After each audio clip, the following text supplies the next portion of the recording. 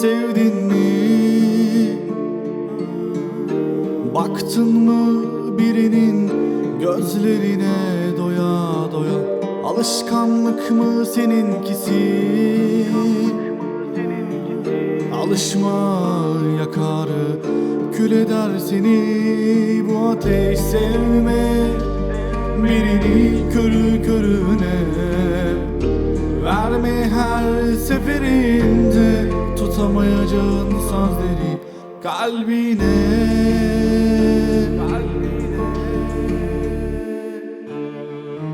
Bu yük ağır, bu yol dumanlı, sen de gelme bunu bile bile.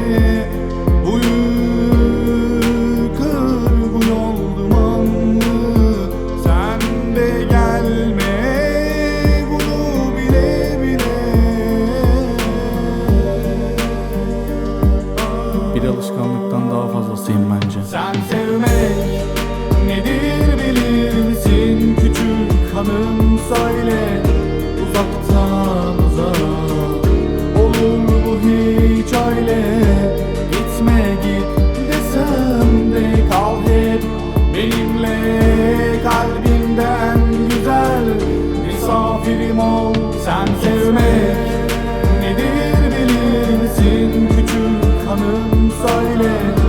Uzaktan uzağa olur bu hiç öyle? Gitme git desem de kal hep benimle. Kalbimden güzel misafirim ol. Gitme.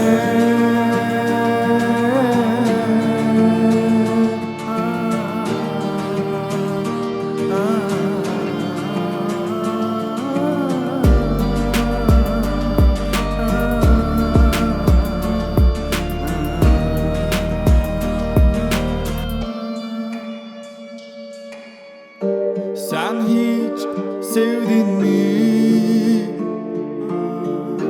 Baktın mı birinin gözlerine doya doya?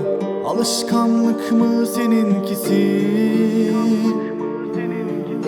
Alışma, yakar, kül eder seni bu ateş. Sevme birini körü körüne, verme her seferinde tutamayacağın sözleri kalbine.